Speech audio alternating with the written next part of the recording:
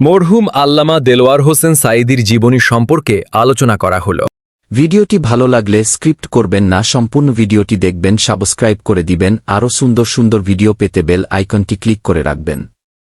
দেলোয়ার হোসেন সাঈদী দেলোয়ার হোসেন সাঈদী বাংলাদেশের একজন সুপরিচিত ইসলামী বক্তা, তাফসিরকার, লেখক ও রাজনীতিবিদ ছিলেন।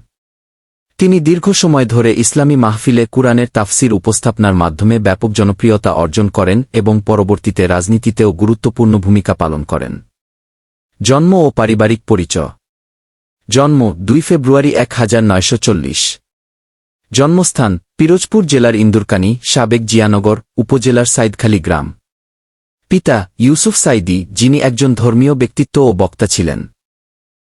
শৈশবে তিনি স্থানীয় মাদ্রাসায় প্রাথমিক ধর্মীয় শিক্ষা লাভ করেন এবং পরে সারসিনা আলিয়া মাদ্রাসা ও খুলনা আলিয়া মাদ্রাসায় অধ্যয়ন করেন। ইসলামী দাওয়াত ও বক্তৃতা জীবন। মাওলানা সাঈদী কুরআনের তাফসির ভিত্তিক বক্তৃতার জন্য দেশ-বিদেশে পরিচিত ছিলেন। তার ওয়াজ ও তাফসির মাহফিলে বিপুল সংখ্যক মানুষ অংশগ্রহণ করতেন।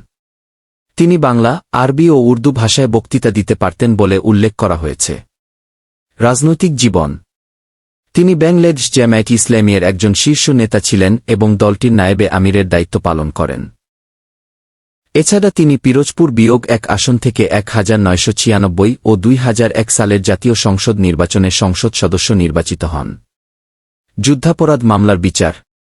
2010 সালে তার বিরুদ্ধে 1971 সালের মুক্তিযুদ্ধ চলাকালে মানবতাবিরোধী অপরাধের অভিযোগে মামলা হয়। 2013 সালে আন্তর্জাতিক অপরাধ ট্রাইব্যুনাল তাকে একাধিক অভিযোগে দোষী সাব্যস্ত করে মৃত্যুদণ্ড প্রদান করে। পরে 2014 সালে বাংলাদেশের সুপ্রিম কোর্টের আপিল বিভাগ সেই দণ্ড কমিয়ে আমৃত্যু কারাদণ্ডে রূপান্তর করে। মামলাটি বাংলাদেশে ব্যাপক রাজনৈতিক ও সামাজিক বিতর্কের বিষয় ছিল। মৃত্যু। 14 আগস্ট 2023 সালে হৃদরোগজনিত জটিলতায় ঢাকায় চিকিৎসাধীন অবস্থায় তিনি মৃত্যুবরণ করেন। মৃত্যুকালে তার বয়স ছিল 83 বছর। তার মৃত্যুতে দেশের বিভিন্ন মহলে শোকের প্রতিক্রিয়া দেখা যায়। সংক্ষিপ্ত মূল্যায়ন। মাওলানা দেলোয়ার হোসেন সাঈদী বাংলাদেশের ইসলামী অঙ্গনের অন্যতম আলোচিত ব্যক্তিত্ব ছিলেন। তার অনুসারীরা তাকে একজন প্রভাবশালী ইসলামী চিন্তাবিদ ও মুফাসসির হিসেবে শ্রদ্ধা করেন, অন্যদিকে তার রাজনৈতিক ও আইনি জীবন নানা বিতর্কেরও জন্ম দিয়েছে। ফলে তিনি বাংলাদেশের ইতিহাসে একটি গুরুত্বপূর্ণ ও আলোচিত নাম হিসেবে স্মরণীয় হয়ে থাকবেন।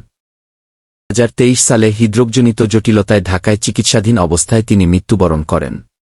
মৃত্যুকালে তার বয়স ছিল 83 বছর।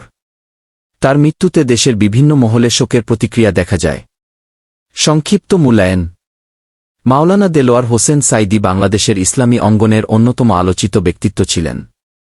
তার অনুসারীরা তাকে একজন প্রভাবশালী ইসলামী চিন্তাবিদ ও মুফাসসির হিসেবে শ্রদ্ধা করেন, অন্যদিকে তার রাজনৈতিক ও আইনি জীবন নানা বিতর্কেরও জন্ম দিয়েছে। ফলে তিনি বাংলাদেশের ইতিহাসে একটি গুরুত্বপূর্ণ ও আলোচিত নাম হিসেবে স্মরণীয় হয়ে থাকবেন।